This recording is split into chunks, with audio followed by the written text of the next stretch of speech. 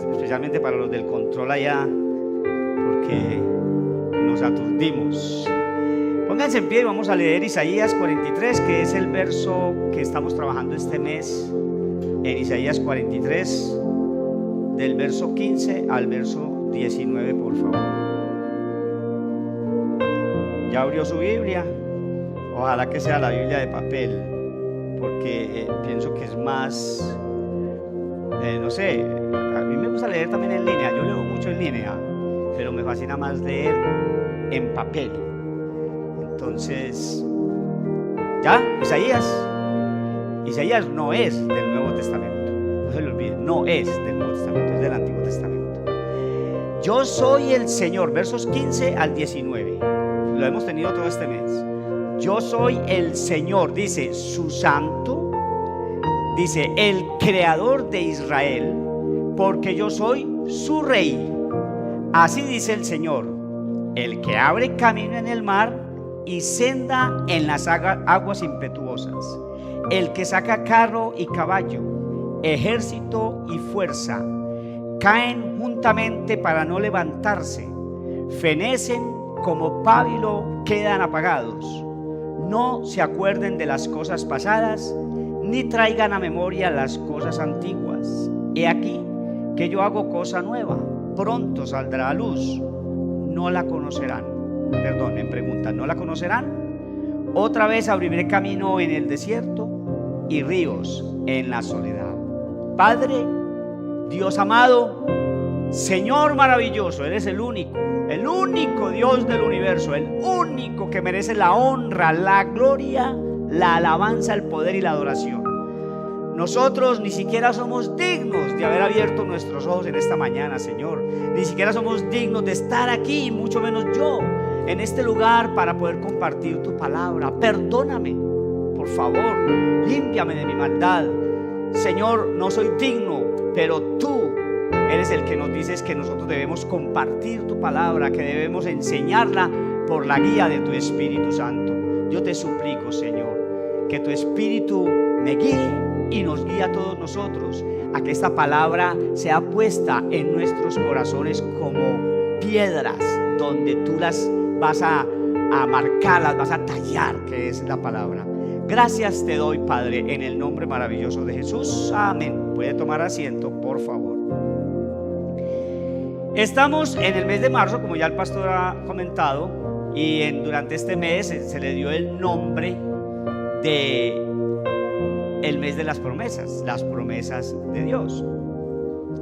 El problema está en que este mundo moderno y esta iglesia moderna está utilizando las cosas de Dios como adaptándose a las culturas y a las creencias de cada uno de las ciudades, municipios, pueblos, naciones. Y las iglesias evangélicas están cayendo, debería decir estamos, pero bueno, están cayendo en eso. Y todo el mundo llega a la Biblia, y nosotros también hemos caído en eso, como si la Biblia, está la palabra de Dios que está aquí, está la Biblia, como si la Biblia fuera una bola de cristal. Quiero decirles que esta no es una bola de cristal de las que usan las brujas. Es una bola de cristal que dice amor y que es, pero para que sepa que yo no estoy leyendo el tarot de mi casa. Pero si alguien quiere que le dé el tarot, ahorita se fila aquí. Entonces, el mundo va a la Biblia como si fuera una bola de cristal. La Biblia no es una tabla Ouija, ni es para adivinar el futuro, ni le leo las cartas, ni el chocolate, nada de eso. Porque Dios, que es nuestro Padre Celestial, su Hijo Jesucristo, que es nuestro Salvador, y el Espíritu Santo, que se supone que está en ti cuando tú eres un hijo de Dios, cuando eres nacido de nuevo, no son la lámpara maravillosa, el genio que sale a concederte a ti todos los deseos de tu corazón. No. Muchas veces utilizamos el nombre de Jesús como un amuleto. Dios no es un amuleto. Cuando tú pronuncias el nombre de Jesús, en el nombre de Jesús, asegúrate que no lo hagas en vano, como dice el mandamiento número 3. No pronuncies el nombre de Dios en vano. Por eso, en primer lugar, Dios es el que habla, no el hombre. Es Dios el que habla, y cuando digo hombre lo coloco entre comillas porque lo he dicho muchas veces. Cuando hablamos de hombre dentro de nuestra cultura del reino, como el pastor también enseñaba, dentro de nuestra cultura del reino, cuando hablamos de hombre en la Biblia, cuando dice hombre se refiere a la creación, al hombre y a la mujer, para que de pronto no lo tomen tan personal aquí los hombres o las mujeres crean que eso no es para ustedes tampoco, ¿verdad? Entonces, en primer lugar, Dios es el que habla y no el hombre. En el verso 3 de Isaías 43, si usted es ágil, porque tengo 1.400.000 citas bíblicas, si es ágil y puede encontrarlas, y si no, yo les voy a pasar esta información por el WhatsApp como siempre hago, y les voy a pasar mucha más información para que usted no se sature, para que usted tenga la posibilidad de edificarse más. Aproveche que esa información ya que pasó por filtro, porque usted cuando va al internet usted no sabe qué filtro tiene esa información que usted está consumiendo. Así que si usted va a Isaías 43, ahí vamos a mencionar mucho Isaías, porque obviamente estamos hablando del pasaje de Isaías. Dice 43 ahí, y está ahí 43:3, la parte A dice: yo soy el Señor tu Dios, el Santo de Israel, tu Salvador. Y el Salmo 100, verso 3 dice: debemos reconocer que el Señor es Dios. Él nos hizo y no nosotros a nosotros mismos. Dice el verso 15 de Isaías 43: yo soy el Señor, su Santo, el Creador de Israel. Yo soy su Rey, el Rey de ellos, el Rey de nosotros. Aquí está hablando Isaías al pueblo de Israel en ese momento, que esto lo vamos a compartir un poquitico enseguida. El texto lema que estuvimos diciendo acerca de Isaías 43 es de Isaías, pues por si acaso no se ha dado cuenta, del libro de Isaías, donde nos revela varias verdades acerca de Dios. Todo el libro de Isaías es hermoso. Ahora, a veces tú estás leyendo un pasaje, especialmente hablando de Isaías, como es un libro que está colocado dentro de la clasificación de los proféticos. Entonces tú a veces crees que si vas a leer Isaías no vas a entender. Y en realidad, como dice el apóstol Pedro respecto al apóstol Pablo, hay cosas difíciles de entender. Pero tú lees y vas a encontrar pasajes, voy a decirlo así, deliciosos. Unos pasajes espectaculares, conmovedores. Estudiando esto, la verdad que me conmoví más de una vez leyendo muchos de estos pasajes, especialmente en Isaías, aunque también tengo otros versos. Y me conmoví mucho cuando estaba haciendo este estudio. Entonces los invito a usted a que escudriñe un poquito más y póngase a leer Isaías, toda la Biblia. Pero cuando usted esté leyendo Isaías, que tiene 66 capítulos, así como los libros de la Biblia son 66. Y enseguida vamos a hacer también una división muy parecida a la división de los libros de la Biblia. Usted lee y va a encontrar información muy interesante. Y nos enseña que nosotros debemos temer y confiar solamente en el Dios que nos creó, en el Dios que nos salvó y en el Dios que habita en nosotros por medio de su Espíritu Santo. Encontramos los siguientes partes muy importantes, verdades muy importantes en Isaías. La santidad de Dios, por ejemplo. Él, que es Dios, está apartado es decir, nos apartó a nosotros por causa del pecado. Él es Dios, Él es perfecto. Cuando tú lees Isaías 6, en Isaías 6 nos habla de cómo el Señor se le reveló a Isaías y lo envió a profetizar. Enseguida también aclaro un poquitico esa idea al pueblo de Israel. Y es muy bueno ese pasaje, léanlo todo por favor. Lo mismo que Isaías 43, es espectacular leer Isaías 43, no solamente el pedacito que nos han compartido. Cuando tú le encuentras más sentido cuando lees el capítulo completo que cuando lees solamente el pedacito que tienes allí. Entonces, la santidad de Dios es el punto número 1 que encontramos en las verdades muy importantes de Dios en el libro de Isaías. La soberanía de Dios, Él es soberano, Él es el creador y Él es el rey, y Él gobierna sobre todo el universo, sobre toda la tierra, sobre toda la humanidad. A mí me encantan los mapas y ustedes saben que yo soy el hombre de los mapas. Y me conseguí este mapa mundi porque cada vez que mandaba a imprimir un mapa grande me costaba mucho plata, y ese me costó lo mismo y lo uso para siempre.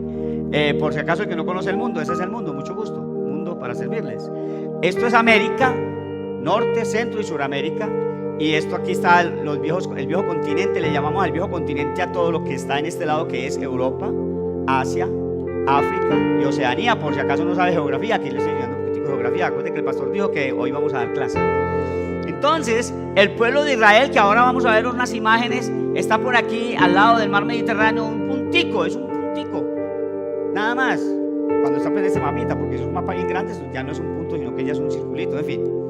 Entonces, la soberanía de Dios, Dios es soberano sobre el mundo entero. Nosotros, ahí seguimos. Ahora, la fidelidad de Dios es otro punto importante que encontramos en Isaías. Él le recuerda a Israel que su papel es afirmar las promesas, que estamos hablando de las promesas de Dios, del pacto. No solamente para Israel, que es lo lindo, que no es solamente para ese pueblito chiquito allá, sino para todos nosotros. Las promesas de Dios son para todos nosotros. La relación personal de Dios. Cuando el Señor le está recordando al pueblo de Israel en todo lo que tiene que ver con la historia bíblica, permítanme les muevo la bola de cristal para acá, en todo lo que tiene que ver con la historia bíblica, el Señor lo que está es diciéndoles, mire que Él les dijo, yo soy tu santo, yo soy tu rey. O sea, Él quiere tener una relación personal con cada uno de nosotros. Relación personal, no religión. Fuera religión. Si debemos de reprender alguna cosa, esa es la religión.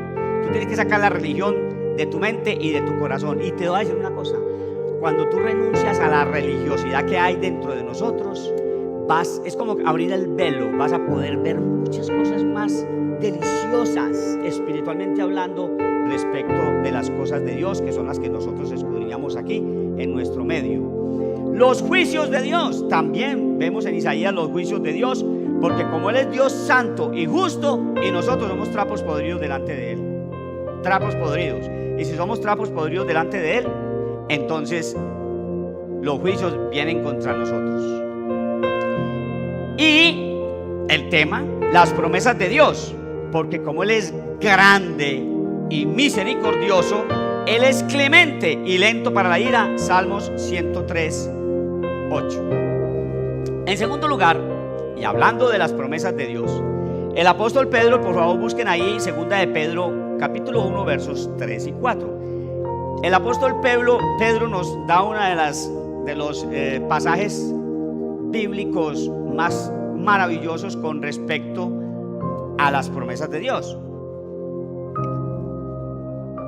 Y dice: como todas las cosas que pertenecen a la vida y a la piedad nos han sido dadas por su divino poder, mediante el conocimiento de aquel que nos llamó por su gloria y excelencia, por medio de las cuales nos ha dado preciosas y grandísimas promesas, para que por ellas llegases a ser participantes de la naturaleza divina, habiendo huido de la corrupción que hay en el mundo a causa de la concupiscencia. El que está hablando ahí es Pedro en los primeros 100 años de la iglesia. Cuando él está hablando de promesas, está hablando de las promesas que Dios le dio a su pueblo. Y esas promesas que Dios le dio a su pueblo, esas promesas, el apóstol Pedro ahí no sabe que él está hablando también para nosotros, pero él está hablando de las promesas que Dios le ha prometido a su pueblo, que ahora vamos a leer otro pasaje al respecto. Un estudio de un señor, digámosle, aquí dice el doctor Everett R. Storms. Bueno, un señor hizo un estudio y sacó 8,810 promesas en la Biblia. Vamos a empezar a leer cada una de ellas y puede que terminemos dentro de 15 o 20 días, un mes o un año, no sé cuánto tiempo terminamos de leer 8,810 promesas que están en la Biblia. Pero vamos a hacer una cosa, para no demorarnos tanto, usted me hace el favor y en casa se pone a estudiarlas. Ahora, yo les voy a mandar esos documentos para que ustedes vean. Yo no les voy a mandar las 8,810 promesas, no, les voy a mandar muchas cosas de promesas que encontré, que no es la idea ponernos a leerlas aquí ahora, aunque vamos a compartir algunos pasajes. Dentro de estas promesas está la promesa de salvación, vida eterna, perdón, presencia de Dios, respuesta a la oración, la guía del Espíritu Santo y el establecimiento del reino de Dios, donde nosotros debemos estar incluidos. Estamos incluidos de parte de Dios. La decisión es tuya, que tomes una decisión por Cristo, por si acaso no la has tomado. Estas promesas están basadas en el carácter de Dios, no en nosotros. Estas promesas que se cumplan dependen de Dios, aunque vamos a estudiar también que hay promesas que tienen condición. Sin embargo, cuando la voluntad de Dios se hace, quieras tú o no, sencillo, es la voluntad de Dios, no tu voluntad. En Isaías 29, verso 13, dice pues el Señor: porque este pueblo de labios me honra, pero su corazón está lejos de mí, y su temor de mí no es más que un mandamiento de hombres que les ha sido enseñado. Ay de los que descienden a Egipto por ayuda y confían en caballos y su esperanza ponen en carros, porque son muchos. Estoy hablando de, ese es otro pasaje, perdón que no se los dije, Isaías 31:1, me salté un pasaje. Porque son muchos y en jinetes, porque son valientes y no miran al Santo de Israel ni buscan a Jehová. Lo que pasa es que en ese pasaje, especialmente en el capítulo y en el libro, está hablando precisamente de el pueblo de Israel siempre quería depender de las naciones que los rodeaban, sabiendo que Dios les había hecho grandes promesas y le había cumplido grandes promesas, y que había hecho grandes señales y milagros en medio de ellos. Y con todo y eso, estos benditos, perdón la expresión, tercos, porque el Señor les dice que son de dura cerviz. Dura cerviz significa tercos. Entonces les está reclamando eso. En tercer lugar, las promesas de Dios son la base, deberían de ser la base en nosotros los cristianos, para nuestra esperanza, nuestra fe y nuestra oración. Las promesas de Dios las deberíamos de usar nosotros. Nuestra esperanza, nosotros esperamos que el Señor nos cumpla una promesa cuando Él nos la ha hecho. Y ahora vamos a leer que ya no hay promesas que usted puede reclamar porque no son para usted, para que no se haga, como dicen por ahí. Las promesas, la base en la fe. Nosotros debemos confiar, creer, porque eso es fe. Fe no es solo creer, porque acuérdense que la Biblia dice que los demonios también creen. Entonces fe no es solo creer, fe es confiar en las promesas de Dios. Eso es fe, que usted confíe en Él, en las promesas que Dios le ha dado a usted, no en las promesas que usted se imagina que son para usted. Y seguimos hablando de eso. Entonces Él es fiel, usted no puede presumir que esa promesa es para ti. Y también la base de la oración. Cuando estamos orando, si tú vas a la Biblia y lees las oraciones que hay en la Biblia, ellos siempre están hablando de lo que Dios hizo y de lo que Dios prometió, de lo que Dios está haciendo en ellos. Ellos siempre que están orando están hablando de eso.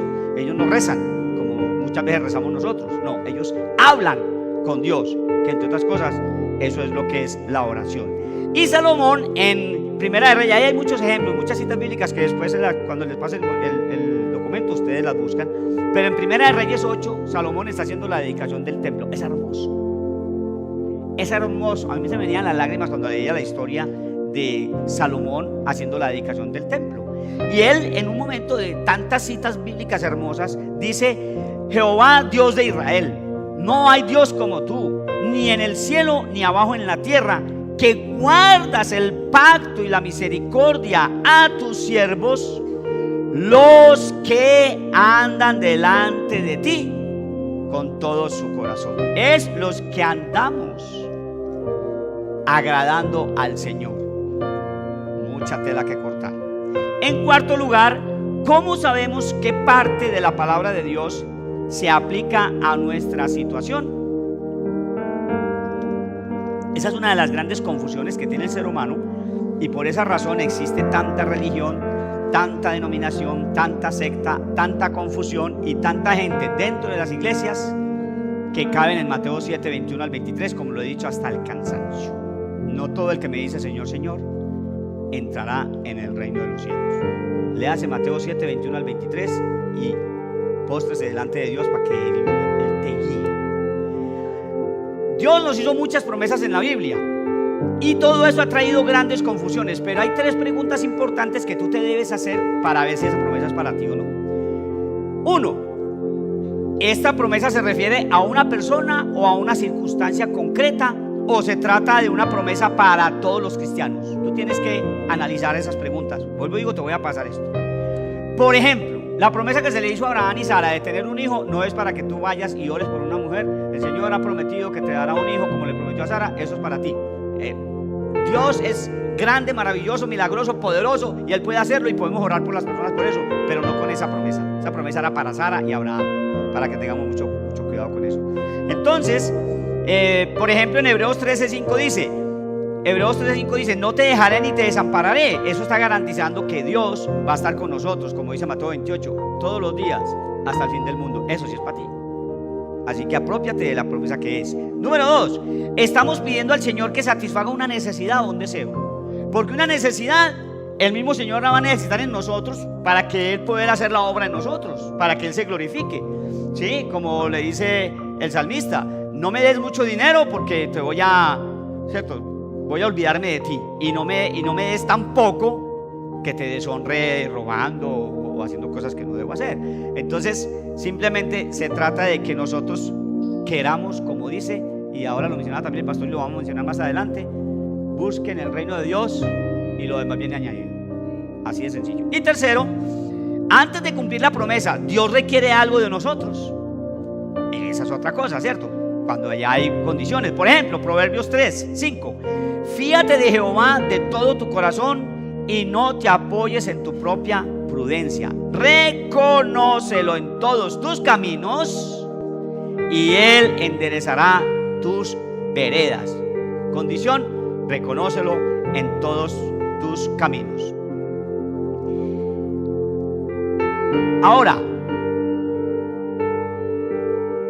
cuando nosotros estamos estudiando la Biblia, hay un coro muy lindo que es de escuela de niños. Yo creo que no lo hemos usado muchos años, pero que le voy a cantar, pero que no escuche Juliana porque pronto me contrata. Al leer la palabra de Dios, me haré estas 3 preguntas. ¿Qué dice? ¿Qué significa?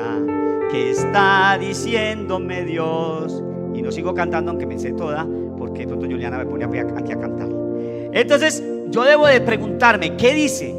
¿Qué significa? ¿Y qué me está diciendo Dios a mí? Y lo mismo cuando estamos leyendo, debo de preguntarme estas 3 preguntas. ¿Se refiere a mí? ¿Es para mí? ¿No es para mí? Y bueno, de ahí para adelante. En quinto lugar, Pablo, cuando estaba siendo guiado, mire que esto es muy interesante, porque Pablo cuando estaba siendo guiado por el Señor, porque acuérdate que si creemos que toda la Biblia es inspirada por Dios, tenemos que creer que Dios inspiró a Pablo aquí, cuando él, que él mismo sabía, porque él está haciendo una declaración en Hechos 13, él está haciendo una declaración de defensa y está diciendo que el Señor lo había enviado a los gentiles. Y mire lo que dice cuando menciona a Isaías. Él menciona a Isaías y dice: te he puesto para luz de los gentiles, a fin de que seas para salvación hasta lo último de la tierra. Hechos 13:47. Esa promesa Isaías está hablando del Mesías, y Pablo, inspirado por el Espíritu Santo, se puso esa promesa para él. Cuidado con hacer eso, porque tú no estás inspirado por el Espíritu Santo. Amén.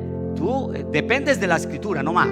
Él dependía de lo que Dios le dijera. Ahora nosotros dependemos de la Escritura. No empieces a decir aquí que el Señor te reveló, porque si no te reveló basado aquí, cuidado. Ahora, cuando reclamamos una promesa de Dios en las Escrituras, vamos a tener en cuenta 3 principios. Número 1, la promesa de Dios a menudo son condicionales. ¿Qué es una condición? Hay un sí que es condicional. Cuando tú estás leyendo y encuentres un sí, ese sí, mira bien si no es un condicional, porque no todos los sí son condicionales. Pero si tú estás leyendo y encuentras un sí condicional, entonces tienes que darte cuenta si eso es para ti o no es para ti, o si tienes que cumplir una condición. 2, Dios no da promesas para ayudarnos nos da promesas para ayudarnos a someternos mejor a su voluntad. Es decir, Él nos enseña, cuando nos da promesas nos está enseñando cómo es que nosotros debemos someter a su voluntad, para confiar solo en Él. Porque una promesa no le está doblando el brazo al Señor para que la cumpla. Cuando Él hace una promesa, no trates de doblarle bueno, Señor, cúmplemela. No estamos tratando de doblar el brazo al Señor. Y tercero, no asumas cuándo, dónde o cómo es que la promesa se va a cumplir, porque tú no eres Dios. Es Dios el único soberano.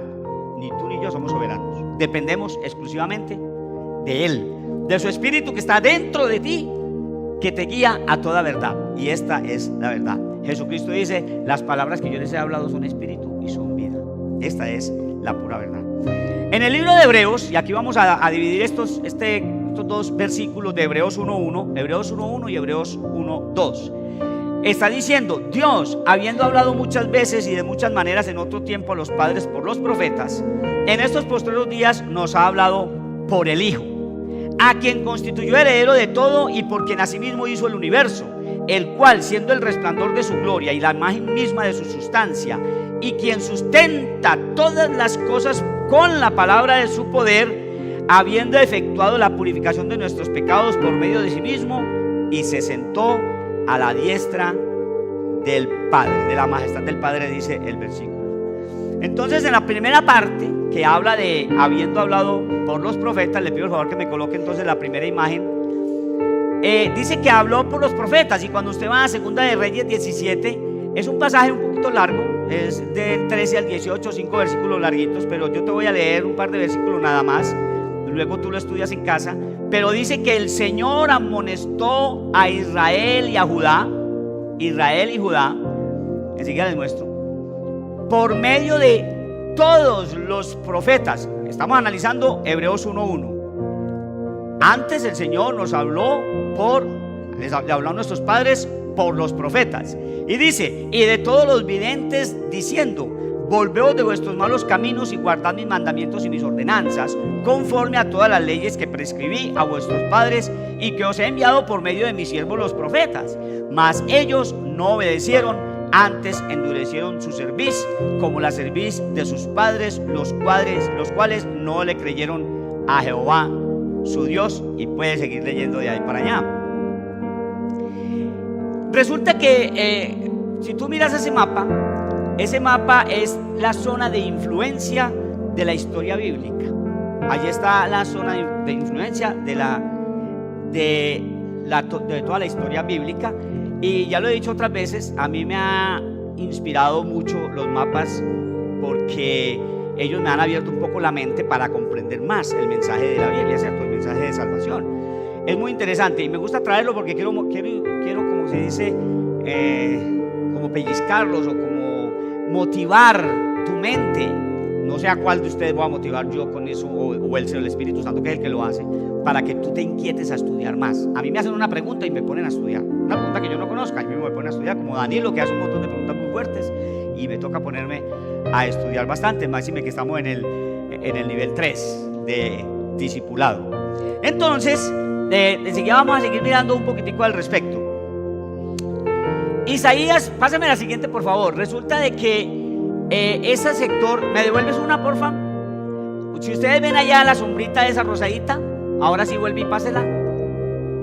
Eso, es ese pedacito ahí donde está Israel. Ahí ya está dividido Israel, el pueblo de Dios está dividido en las 10 tribus del norte y las 2 tribus del sur.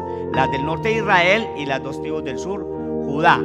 Ahí está ese nombrecito de Samaria, interesante para que investigue qué cuento es con Samaria, porque es bastante interesante la historia que tiene que ver con eso. De todas formas mencionaremos un poquitico aquí. Y pásame ahí más adelante por favor, otra. Bueno, aquí el libro de Isaías tiene 2 divisiones. Dicen los que saben, porque son gente que estudia mucho, y esto es un video que está en YouTube, que también se los puedo mandar, porque me pareció muy galletica. Me gusta la palabrita. Me pareció muy galletica, además que me gustan las galletas, porque hace una división de tal manera que tú tienes mayor comprensión de lo que estás leyendo. Y ahí aparece que de los capítulos 1 al 39, ¿cuántos libros tiene el Antiguo Testamento? Ahí los de nivel 3, ¿cuántos libros tiene el Antiguo Testamento? Díganme los de memoria. 39. Del 1 al 39, acuérdense, son 66 capítulos de Isaías, son 66 libros de la Biblia. 1 al 39 son los libros del Antiguo Testamento, y del 40 al 66 son 27 libros, los libros del Nuevo Testamento. No es revelación de que entonces son 39 libros, 39 capítulos, el Señor está hablando, no. Eso no es inspirado, porque esa división no es inspirada. Esa división se echa por seres humanos. Ahora, que Dios meta la mano ahí es problema de Él, pero no es inspirada. Pero sin embargo es interesante para usted aprender a estudiarlo. Y del 40 al 66, entonces la mitad de la izquierda, ¿eso es tu izquierda también? Sí. Es la promesa en medio, del juicio. Aquí está la división. La promesa en medio del juicio. Y la otra mitad es el cumplimiento cómo es que Dios va a cumplir esas promesas, porque estamos hablando de promesas. Isaías es un libro de promesas y cumplimiento, para que lo escudriñemos, por favor. Me disculpan las pausas, pero yo tengo que estar tomando agua. Siempre tengo que estar tomando agua. ¿Cuánto más hablando? Imagínense. Ahora, esas dos divisiones son interesantes porque nos ayudan a comprender más lo que la Biblia nos quiere enseñar a nosotros. Por ejemplo, en la sección de la promesa se explica qué va a hacer Dios, y en la sección del cumplimiento, cómo lo va a hacer Dios. A la izquierda qué hace Dios y a la derecha cómo lo va a hacer Dios. En la sección de la promesa, a la izquierda, Isaías expresa que la fidelidad de Israel es que sean testimonio de Dios a las demás naciones, pero nunca lo cumplieron. Nunca, ni el pueblo, ni los reyes, ni ninguno de ellos cumplió lo que el Señor les estaba diciendo. Entonces Dios les habla de cómo es que va a cumplir aquella promesa en la sección del cumplimiento. Y eso que está hablando del 40 al 66, todo Isaías habla del Mesías. Hay versículos claves en todo Isaías, desde el 1 hasta el 66, que habla del Mesías.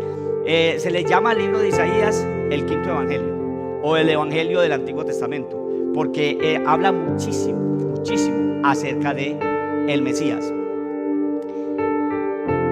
Entonces, este pasaje de Isaías 43, 15 al 19, que se ha venido estudiando durante el mes, es importante estudiarlo con todo el capítulo y con todo Isaías, para poder comprender el mensaje de ese pasaje, de esa porción, el mensaje del capítulo 43, el mensaje de los 66 libros de Isaías, el mensaje de la Biblia como tal.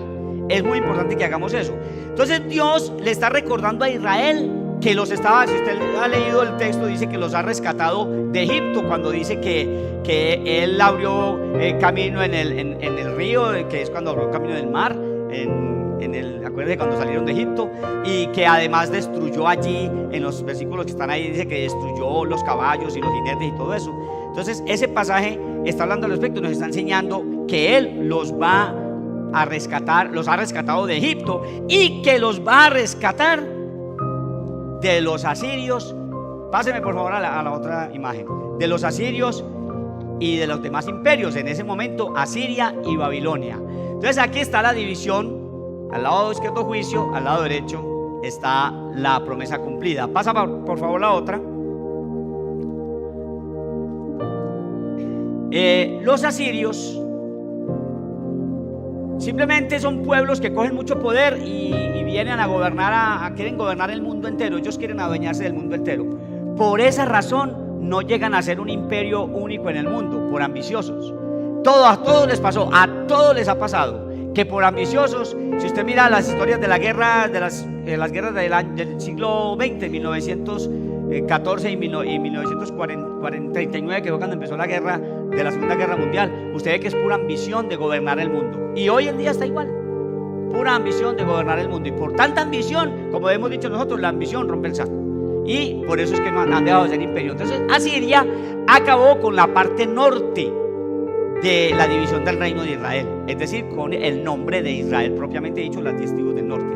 Asiria casi que los destruyó a todos. Lo que quedó los mezcló con naciones de todo ese sector y fueron a vivir a Samaria. Por eso es que los judíos no quieren a los samaritanos.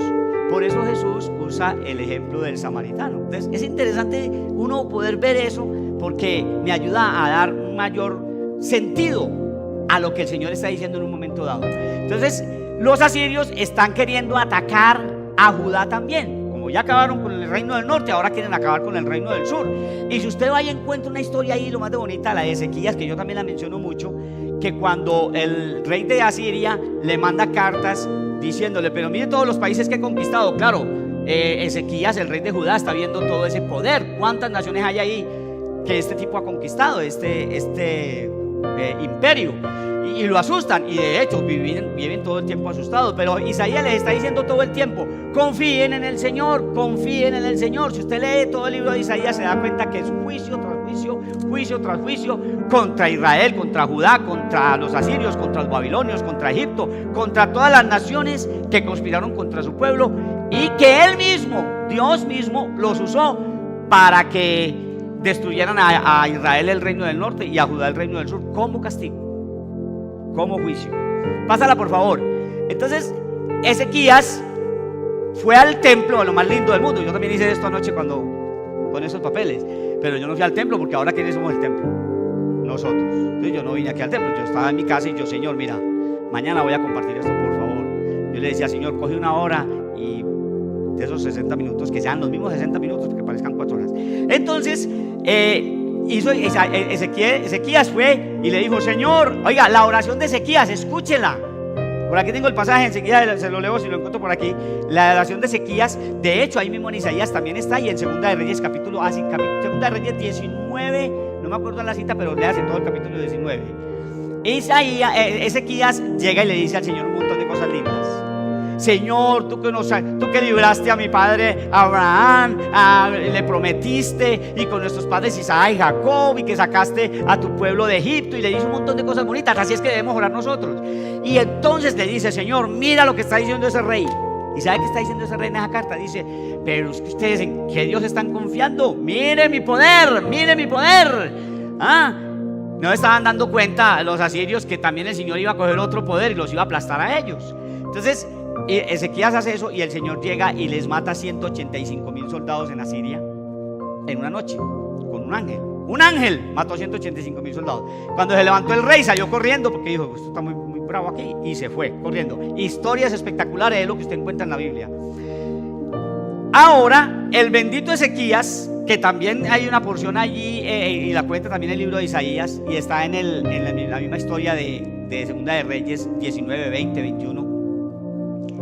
Estaba enfermo, y entonces vino Isaías y le dijo, el Señor dice que vas a morir. No, yo no quiero morir. Apegado al mundo. Mire, hermano, yo lo he dicho varias veces, yo quiero, como dice Pablo, y es la pura verdad, lo digo de corazón, yo quiero estar con el Señor ya. No, quiero estar con el Señor, pues si me mato no voy a estar con el Señor. O sea, Señor, yo quiero estar contigo, pero yo amo la vida, a mí me encanta, yo no estoy aburrido de la vida, yo amo la vida, aún en mis tiempos de crisis. Nunca odié la vida, siempre he dicho, esto es un regalo de Dios, y el matrimonio es un regalo de Dios, porque es desde el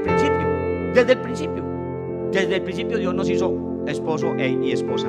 Entonces yo quiero estar con el Señor, pero Ezequías, no, Señor, aferrado a todas esas riquezas que le había dejado todos sus padres, y se puso, resulta que el rey de Babilonia vino y cascó a Asiria y se convirtió en el imperio babilónico. Y ahí mismo Ezequías llegó, y como el rey de Babilonia fue a donde él, mire qué pesar, hombre, Ezequías, pues que estás enfermo, tomaba presentes. Y Ezequías, lo dice muy clarito Isaías, que la intención de Ezequías era hacer pacto con los babilonios, después de haber visto lo que Dios hizo por ellos.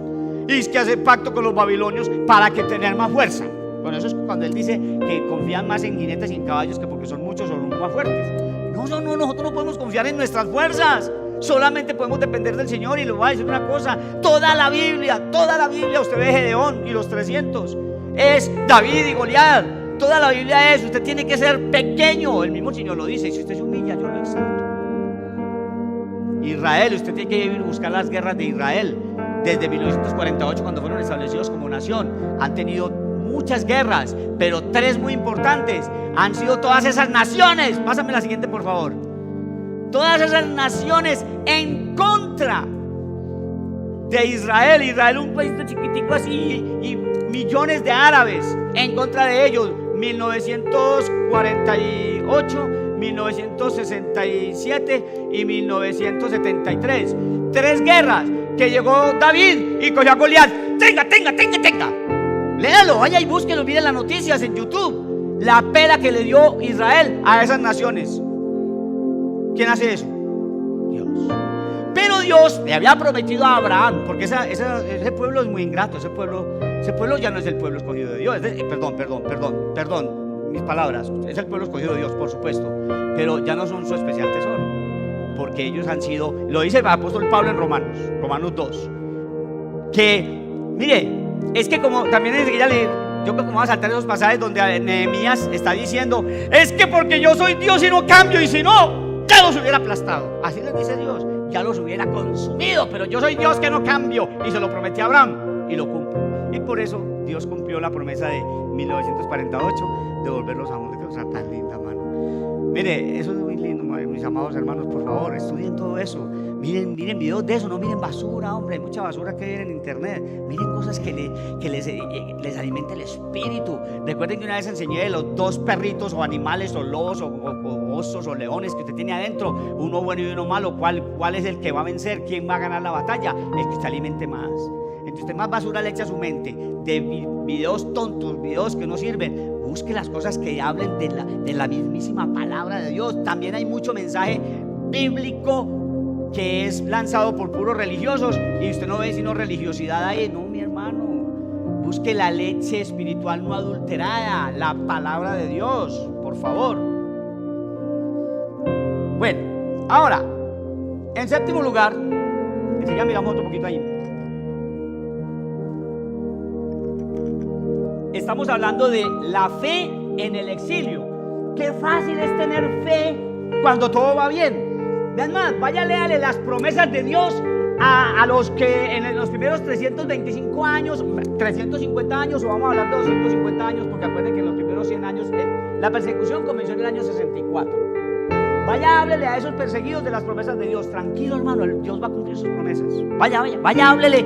Ahora, cuando en 1517 vino la reforma, vaya, háblele de las promesas de Dios a esos que se convertían y eran perseguidos. Les quitaban, les expropiaban todas sus propiedades, los dejaban a la ruina, les metían a la cárcel, los torturaban, los perseguían, hasta que los aserraban, los mataban, los quemaban vivos. 1517, cuando vino la reforma protestante.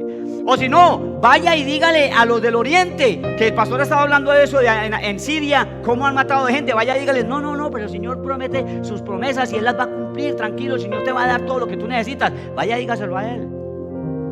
Ese es el evangelio que Jesús promete. Por ahí tengo un escrito con varias citas bíblicas de las promesas de Jesucristo. Eran pura persecución. Si esto le hicieron a la rama verde, al palo verde, que no le irán a hacer a la rama seca. Yo no vine a traer paz sino guerra. Vaya, léase todo eso y déle esas promesas a los que están allá eso sí entienden. Los del Medio Oriente sí entienden, porque ellos se convierten y saben que los van a matar. Miren, mi hermano, yo le voy a decir una cosa a usted. Si usted no muere, usted no vive, porque Jesucristo dice: el que quiere salvar su vida la va a perder, pero el que pierde su vida por causa de mí, eso es evangelio. El evangelio es morir. Y como para nosotros estamos todos, venimos el domingo a la iglesia caminando tranquilo, nadie me atraca, nadie me molesta, la gente me mira, hasta bonito se ve ver uno. Llego aquí, los hermanos saludan, muy queridos, muy adorados, muy especiales. Eso no es evangelio. El evangelio es: usted tiene que morir. ¿Qué dijo Juan el Bautista? Es necesario que yo mengue para que Él crezca. Porque en el exilio es donde usted se da cuenta si usted confía en las promesas del Señor. Este puntico de la confianza en las promesas del Señor en el exilio tiene 5 puntos importantes. Porque ¿qué sucede cuando Dios parece no ser tan fiel ni digno de confianza? Lo que estamos hablando de las pruebas. Mire lo que le está diciendo Israel en el exilio. Los tribus del norte desaparecieron, las tribus del sur son esclavas. Ahí es donde está el libro de Daniel, en las tribus del sur, cuando están esclavos en Babilonia. Y entonces ellos están diciéndole en Salmos 89, 49, le está diciendo, ellos clamaron diciendo: ¿dónde están, oh Señor, tus misericordias de antes? Que en tu fidelidad juraste a David. Ahí sí le reclaman. Estaban acusando a Dios porque entonces en medio de la prueba y de la dificultad, ahí sí Dios no es fiel. Es lo que yo siempre he dicho: a la hora de la prueba se ve uno. Ahí es donde se sabe quién eres tú. Ahora, este mundo está atravesando por situaciones muy duras, muy difíciles para nosotros hoy. Hoy es donde se nos prueba a nosotros con esa situación tan tremenda que está pasando hoy en día. Entonces, ¿qué podemos decir? Dígame, por ejemplo, una persona que le diagnostican cáncer. Esa persona en esos momentos no piensa en las promesas de Dios, de que me va a dar comida, bebida. Piensa en su sanidad, en su Señor, por favor. Ahora, yo digo sinceramente, vuelvo y repito, nuestra ciudadanía no está aquí, sino en el cielo, dice el Señor, dice Pablo. Y Pablo dice que yo prefiero estar allá, y yo digo lo mismo con Pablo: yo prefiero estar allá. Yo estoy aquí por causa de ustedes y no soy pastor, así que yo estoy aquí por causa de ustedes. Por ejemplo, cuando uno, el que está pasando por una crisis fuerte en el matrimonio, cuando yo tuve mi crisis matrimonial, ahí es donde usted se ve si confía en el Señor, ¿verdad? Cuando tiene esa crisis, cuando su esposa es un dolor de cabeza o cuando su esposo es un dolor de cabeza, ahí es que se prueba si usted verdaderamente confía en el Señor en medio del exilio. O cuando usted pierde el trabajo y no tiene ni con qué pagar arriendo, cuando usted tiene una crisis financiera, la de Rionda. Y le digo a usted por qué tiene crisis financiera, porque no ha venido a las clases de finanzas cuando las damos aquí. Yo con mucho gusto estoy para servirles, para enseñarles un poquito de lo que aprendí viejito. Yo aprendí después de los 50, me mantenía quebrado, yo me mantenía quebrado y aprendí después de los 50 a administrar un poquitico el dinero. Así que a la orden, con mucho gusto, y no le cobro. Entonces cuando usted está quebrado, ahí es donde usted está en la prueba, porque en el exilio, vaya, reclámele al Señor, no es que es su culpa.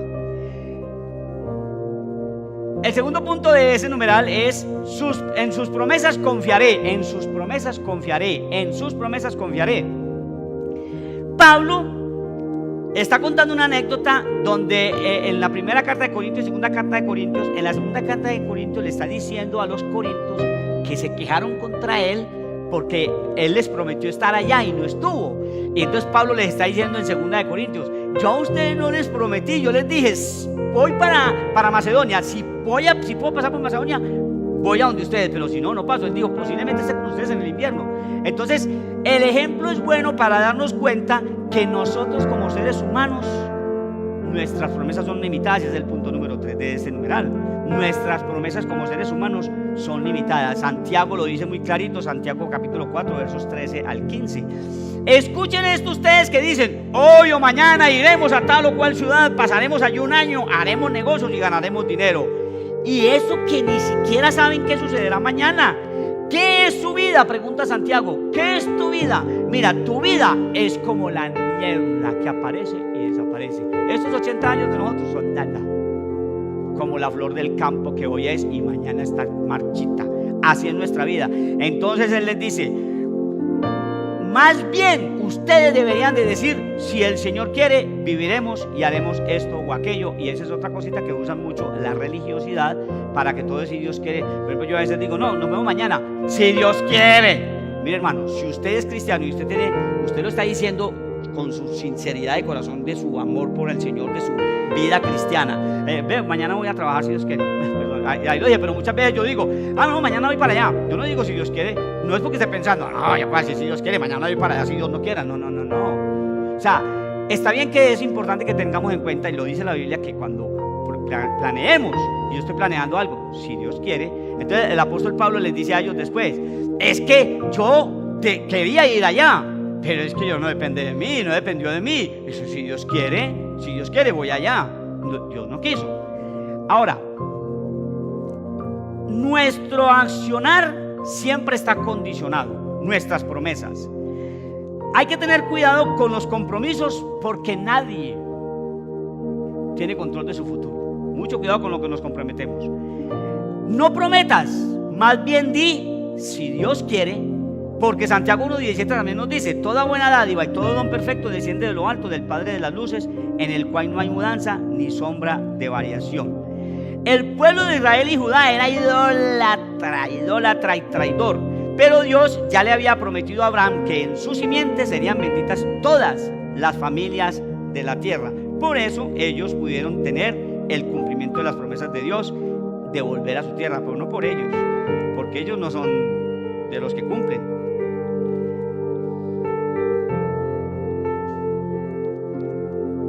Perdón. En Malaquías 3:6, que les decía ahora, el Señor le dice: porque yo soy el Señor que no cambio, por eso ustedes no han sido consumidos. Numeral 4, porque Dios se lo había prometido a Abraham. Y lo que les conté acerca de cuando ellos fueron, eso se llama la diáspora, en el año 123, cuando fueron dispersos por el mundo entero, ya definitivamente, hasta 1948, que volvieron a ser nación. ¿Y sabe por qué? Génesis 26:5 dice: por cuanto Abraham oyó mi voz y guardó mi precepto, mis mandamientos, mis estatutos y mis leyes, por eso Dios lo hizo por ese pueblo.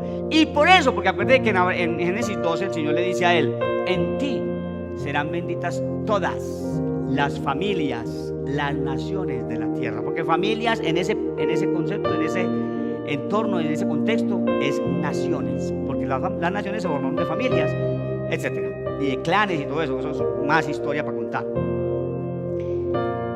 Pásame este imperio alejandrino es el que vino después de los babilonios. Ellos destruyeron le ganaron al imperio babilónico y quedaron, que es el imperio griego, los griegos. Y ese es el tiempo intertestamentario, el periodo entre Malaquías y el Nuevo Testamento, que pasaron más o menos 400 años, que decimos de silencio de Dios porque no había profeta, y los mismos libros apócrifos dicen que no había profeta. ¿Qué es un profeta? Uno que habla en nombre de Dios. Cuando yo digo aquí, Dios es el que habla y no el hombre. Mire, hermano, en el Antiguo Testamento Dios habla a través de personas. El profeta no es aunque la Biblia menciona videntes, el profeta no es uno que adivina. No es el que adivina. El profeta es el que Dios, no va a usar una expresión bien fea, le dio la gana de usar para transmitirle un mensaje al pueblo. Y Dios le usaba a los profetas para transmitirle un mensaje a su pueblo, que era Israel, y hablaba a través de algunos de ellos.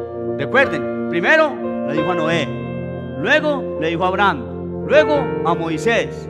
De Moisés vino Josué, luego vinieron los jueces. De los jueces vino Samuel, que fue el primer profeta oficializado dentro de la Biblia. Y de Samuel vinieron todos los demás profetas. ¿Cuáles son los libros proféticos? Además de otros profetas que no mencionan porque no escribieron libros, ¿cierto? Como por ejemplo Elías y Eliseo no tienen. ¿A dónde está el libro de Elías? ¿A dónde está el libro de Eliseo? Pero los profetas, Isaías, Jeremías, el libro de Lamentaciones, que es de Jeremías, Ezequiel y Daniel, Oseas, Joel, Amós, Abdías, Jonás, Miqueas, Nahum, Habacuc, Sofonías, Ageo, Zacarías y Malaquías. 12 profetas menores, 5 profetas mayores. Esos profetas no eran adivinos, eran personas que Dios usaba para hablarle al pueblo. Lo que estábamos diciendo de Hebreos 1:1. Antes a Dios habló por los profetas, pero ahora nos ha hablado por el Hijo. Es el Hijo que nos habla a través de la Escritura, guiados por el Espíritu Santo que está dentro de ti y que está dentro de mí. ¿Estamos de acuerdo? Cuidado con lo que dice amén, porque usted no puede decir amén a lo que usted no está seguro que es lo que la Biblia dice. Cuidado con eso. Dios ha hecho muchas promesas y todas se cumplen porque Dios es fiel y Él cumple, ¿cierto? Pero toda promesa tiene un momento, un entorno y un depositario, ¿sí? Por ejemplo, David le prometió a Jonatán, que Jonatán le dijo: ten misericordia, porque Jonatán estuvo de acuerdo que David fuera el rey de Israel, que David no era de la línea de Saúl. Saúl era benjamita y David no era de la línea de Saúl. De hecho, David, que es el que se convirtió en rey, para cumplirle la promesa a Jonatán, llamó a su siervo y le dijo: ¿quién hay de la familia de Saúl que yo pueda bendecir? Mefiboset, para que lo lea, hermano. Segunda de Samuel 9, léase la historia de Mefiboset, por favor, haga caso. Ahora, no podemos apropiarnos de promesas que no son para nosotros. Por ejemplo, la promesa de la salvación es universal y requiere arrepentimiento. Todo lugar que pise la planta de nuestros pies será mío. Ejemplos hay por montones, que hay mucha gente que dice: si la Biblia dice que todo lugar que pise la planta de nuestros pies será mío, vamos a pisar la planta de nuestros pies. No, esa promesa era para Josué. Esa promesa no es para usted. Esa promesa no es para nosotros. Es para Josué en ese momento, en ese contexto, porque ellos tenían que conquistar la tierra de Israel. Esa tierra que era la de Canaán, la tenían que conquistar ellos para sacar a todos los que se metieron ahí. Cuando Abraham, por desobediente, también se fue de ahí, que eso es otra cosa que pasó. No confiaron en la provisión de Dios.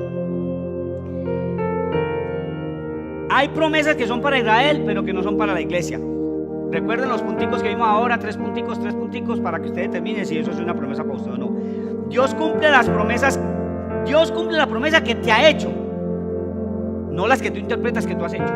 O sea, que te ha hecho a ti, no es lo que tú interpretas, es lo que la Biblia dice con su contexto. Apropiarnos de promesas que no son para nosotros nos frustra. Yo viví esa experiencia en donde viví, que nos fuimos para un lugar que íbamos a comprar, y eso todo el mundo Todo el mundo vio visiones, todo el mundo soñó sueños y todo el mundo dijo, esto nos lo dio el Señor y no lo pudimos conseguir porque estábamos engañados, apropiándonos de promesas que no son de nosotros. Entonces nos frustra. Como por ejemplo Pablo, cuando estaban Pablo y Silas en la cárcel y cuando el terremoto, ¿qué va a hacer el guardia? El guardia se va a matar porque él sabe que si él no se mata, lo cogen a él, a toda su familia, lo vuelven una nada. Los romanos eran malos, fue el peor imperio, el imperio más macabro que hubo, el imperio de los romanos. Entonces ellos le tenían el pavor a Roma, por eso es que Roma era tan duro con su gente, porque tenía que obligarlos a obedecer. Por eso es que el pastor un poquitico duro con nosotros, a ver si de pronto obedecemos un poquito. Pastor me puso serio. Entonces resulta de que Pablo le dijo el tipo, Señor, entonces ¿qué hago? Y dice, cree en el Señor Jesucristo y serán salvos tú y tu casa. Promesa para Él, eso no es para ti, porque cada uno es responsable delante de Dios. Yo tengo toda mi familia es romana y yo soy el único cristiano, aunque por ahí me enteré que había una prima cristiana. Quisiera encontrármela para hablar con ella, a ver qué clase de cristianismo tiene. Bueno, vamos a ver. Sí, porque también hay cosas muy raras por ahí. En octavo lugar, si dieres oído a mi voz y guardares mis mandamientos. ¿Por qué el pueblo de Israel? A ver, el pueblo de Israel pudo guardar los mandamientos de Dios. No tendrás dioses ajenos delante de mí, no te harás imagen alguna, no dirás su nombre en vano, honrarás el día de reposo, honrarás padre y madre, no matarás. Jesucristo dice que si lo odias o que si le dices fatuo. Oiga, yo he matado un montón de hermanos y de amigos porque le digo, esto es mucho, y digo una expresión mucho bobo. Por ejemplo, usted estaba diciéndole fatuo a su hermano, cuidado con él. ¿Qué dice el apóstol Juan? Si alguno comete pecado, abogado tenemos. Señor, perdóname que ofendí a mi hermano, pero de corazón. Entonces, no matarás, no desearás la muerte de tu prójimo. ¿Qué dice el Señor? Si tú la miras con ojos de... Después les mandé un videito de Don Bueno, que saque los ojos así. Entonces, no robarás. No vas a robar. Pero es que cuando tú bajas música que no has pagado derechos, tú estás robando. Entonces te tienes que arrepentir, ¿sí? No mentirás, no decir falso testimonio contra tu hermano y no tener envidia. ¿Podemos guardar los mandamientos nosotros? No, es imposible. Es imposible. Lo lindo es que antes ellos no podían y hoy tampoco podemos nosotros. Pero antes, ¿qué tenían que hacer ellos según la ley? Matar un cordero. No, no saben lo lindo que es eso. Juan iba caminando y vio a Jesús y le dijo: he ahí el Cordero de Dios que quita el pecado del mundo. Hermano, mire, ¿por qué razón los que mataron a Jesús tenían que ser pecadores? Porque es el pecador el que mata al cordero. El pecador tiene que sacrificar un cordero para poder que Dios no le cargue la culpa a usted, sino que le la cargue al cordero. Y Dios, como sabe que era imposible que nosotros lo cumpliéramos, puso su propio cordero. Mandó Juan 3:16. De tal manera amó Dios a cada uno de nosotros, que dio a su Hijo unigénito Jesucristo, para que todo aquel que en él cree no se pierda, mas tenga vida eterna. Y puso el cordero, ¿para qué? Para que en vez de que la ira de Dios caiga sobre ti, cayó sobre Jesucristo el día de su muerte, el día de la Pascua. Eso es una cosa muy linda, hermano. Es una cosa muy linda. Ahí, mire, antes ellos no podían cumplir la ley, hoy tampoco, pero hoy tenemos ayudante, antes no. Jesucristo dice en Juan 14: yo les voy a mandar otro consolador. Ay, hermano, por favor, hermano, por favor. Acuérdense que me emociono mucho. A ver, ¿dónde es que voy? Mire, Mateo 5, 6 y 7 está hablando de del sermón del monte. En Mateo 5 están las bienaventuranzas. El Padre sabe de qué cosas tenemos necesidad, lo mencionaba ahora también el pastor. Mateo 6:8. Busquen primero el reino de Dios, que lo demás será añadido. Mateo 6:33. Siendo fieles a su palabra, no nos va a faltar sustento. Filipenses 4:19. Mi Dios pues suplirá todo lo que os falte conforme a sus riquezas en gloria en Cristo Jesús. O sea, tenemos que someternos a Dios y resistir al diablo, como dice Santiago 4:7, para que el diablo huya de nosotros. Hay condiciones que tenemos que cumplir nosotros. Hebreos 4:16. Por tanto, acerquémonos con confianza al trono de la gracia para que recibamos misericordia y hallaremos gracia para el oportuno socorro. Por ejemplo, tenemos la promesa del perdón. Primera de Juan, si usted confiesa sus pecados, Dios lo perdona. ¿Pecas? El que dice que no pecas es mentiroso, dice la Biblia. O sea que si tú me dices en esos momentos que no has pecado, eres un mentiroso, porque la Biblia lo dice. Pero si alguno comete pecado, abogado tenemos para con el Padre Jesucristo el justo. Como decía el pastor ahora, porque todas las promesas de Dios son en Él, en Jesucristo. Sí y amén. Es lo que les dijo Pablo a los Corintios. Ese es el pasaje de Pablo a los Corintios cuando les está diciendo, él les está diciendo como que dice: yo soy humano y yo no les prometí nada porque yo no puedo garantizar que yo pueda ir allá con ustedes. Yo les dije a ustedes que quería ir, pero no pude. Pero las promesas de Dios son en Él sí y en Él son amén. Punto. Sencillo.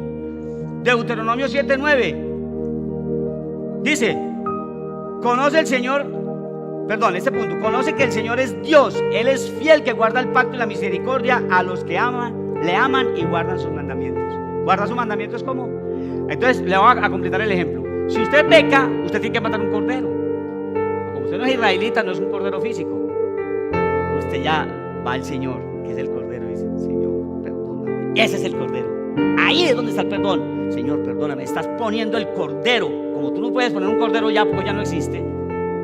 Entonces, pero está Hebreos, léase todo el libro de Hebreos. El libro de Hebreos nos dice: Jesucristo es el verdadero sacerdote. Ahora, punto número 10, promesa y cumplimiento. En Isaías del 1 al 39 dijimos que era la promesa a través del juicio, y que del 40 al 66 es el cumplimiento de la promesa. Entonces, en ese versículo de 45, de 43, 15 al 19, dice más o menos así: yo soy Jehová tu creador, soy tu Dios y soy tu santo y soy tu rey. Te saqué de Egipto con proezas y con poder. No se acuerden de las cosas pasadas. Olvídense de eso, de que yo los saqué de allá. Mira, ahora yo voy a hacer cosas diferentes. Que es lo que está diciendo Isaías, que esa porción y el libro de Isaías está diciendo: yo voy a hacer algo diferente que ustedes lo van a ver. Está hablando de la salvación de Cristo, porque Isaías habla todo del Mesías. Isaías es igual a Mesías. Y esta promesa, esta es la más importante de todas. Yo, que ya entiendo y que prefiero estar con el Señor que estar aquí, pero estoy aquí por causa de vosotros, entonces esa es la promesa más importante para mí. Si las demás se cumplen, le doy gloria a Dios, y si no se cumplen, también le doy gloria a Dios. Yo lo he dicho muchas veces: ¿por qué tantos hombres de Dios han muerto de cáncer? Si el cáncer es una muerte muy horrible, aunque hay algunos que tienen el privilegio de morir rápido, como mi suegro, 15 días duró. Mi suegro enfermó el 15 y murió el 30, así de sencillo. Un regalo que Dios le hizo a mi madre, que es ahora mi madre, porque uno ve a un hombre sufrir ahí todo. ¿Cuántos años? Hay gente que ha sufrido años. Qué tristeza tan grande. Entonces, esa promesa es la más importante para mí. La promesa de que ese Cristo me va a salvar, de que ese Cristo me salvó. Porque el Señor dice: el que me confiesa delante de los hombres, yo le confesaré delante de mi Padre. Pero el que me niega delante de los hombres, yo le negaré. Entonces, allá en el juicio, porque la Biblia dice que todos vamos a comparecer a un tribunal de juicio. El Hebreos 9:23 dice: está escrito que lo hemos visto una vez y después el juicio. Y usted está ahí delante del juez, y el juez lo está mirando a usted. Entonces, ¿lo va a declarar culpable o inocente? Los 10 mandamientos. A ver, ¿usted ha tenido dioses ajenos delante de mí? Hay 4.800.000, porque Dios sí sabe, Dios sí conoce, Él sí sabe eso.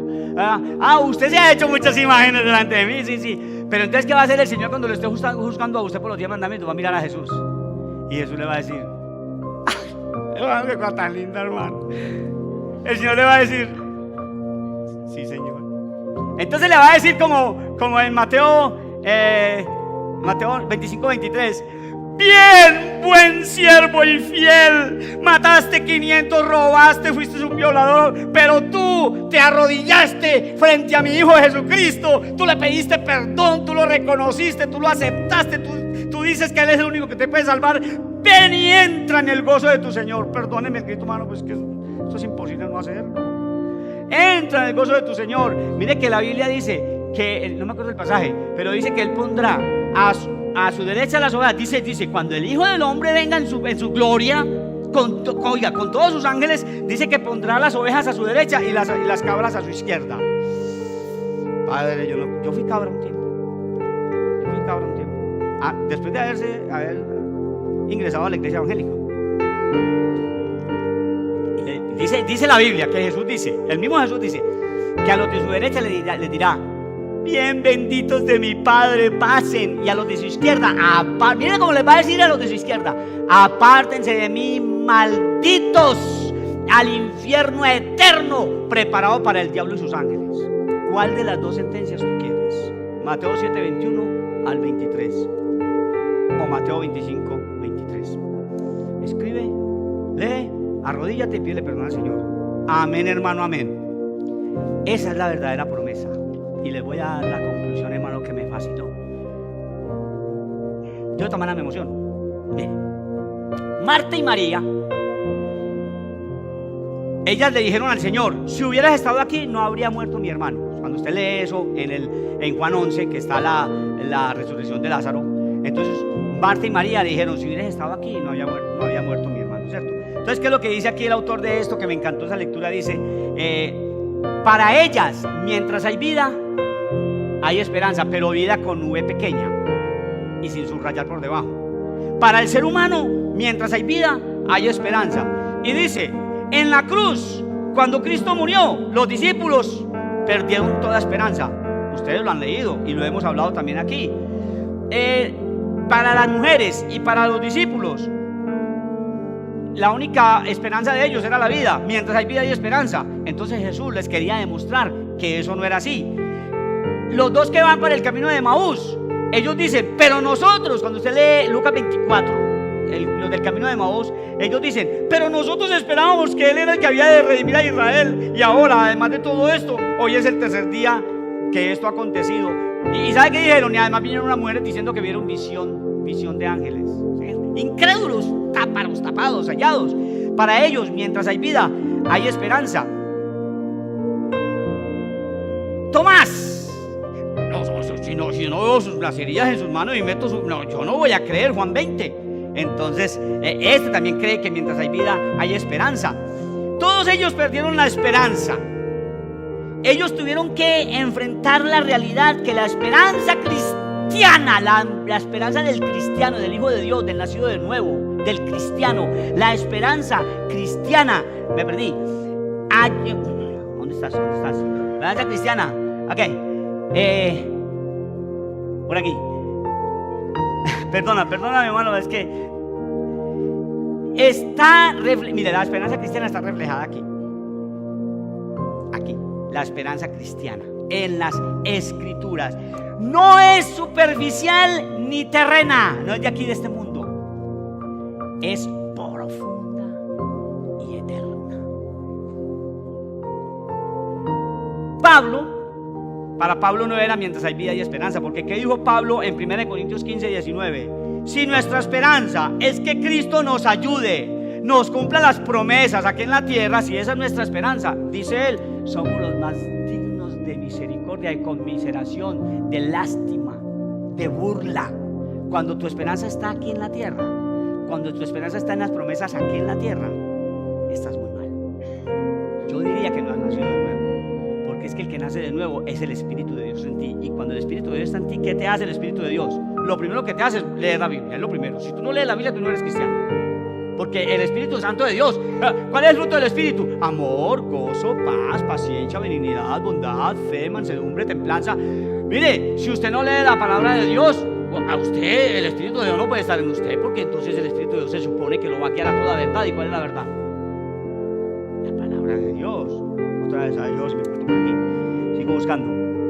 Voy a tener que poner el dedo para no perderme.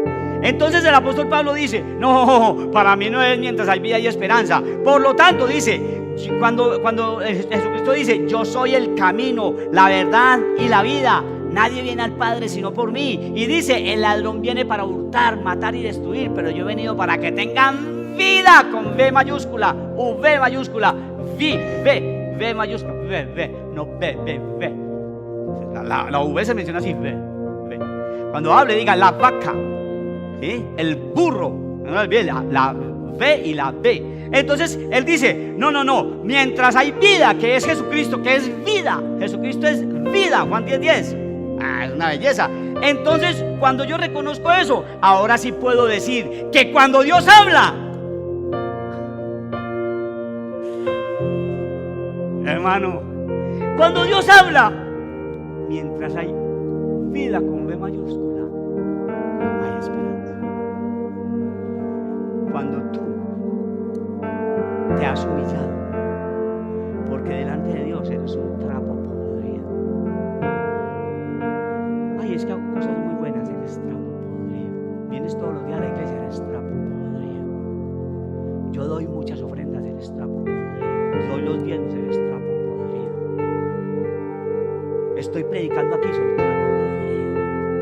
Cuando tú reconoces que tú eres trapo podrido delante de Dios, Él dice: el que se humilla, yo lo exalto y le doy vida. Cuando tú has nacido de nuevo, mientras hay vida con V mayúscula y subrayada por debajo, hay esperanza. Mientras tú tengas la confianza solamente en Cristo, en Él nomás, en sus promesas, pero la principal, en que yo cuando muera inmediatamente me encuentro con el Señor, hay esperanza. Ponte en pie.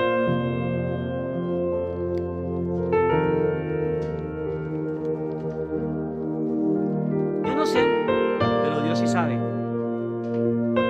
en cuántos de nosotros nuestra esperanza de Dios ha sido puesta en las cosas de lo que vivimos, en la carne. Mientras yo estoy en la iglesia, mientras voy a la iglesia, yo no sé a cuántos de ustedes, pero puede haber alguno que el Señor, como dijimos al principio, haya tomado esta palabra y la haya así marcado como en una roca, no en un corazón de piedra, como cuando habla de dureza. Este contexto estamos hablando de que la grava de tal manera que no hay quien la borre. Yo le voy a pedir el favor a los pastores que ellos sean los que les ministren, pero yo le digo una cosa a ustedes: si usted se sintió confrontado con la palabra de Dios, no con lo que Rodrigo dijo, el pastor y su esposa, la pastora Flor, los van a invitar a ustedes a que tomen una decisión definitiva, porque mientras hay vida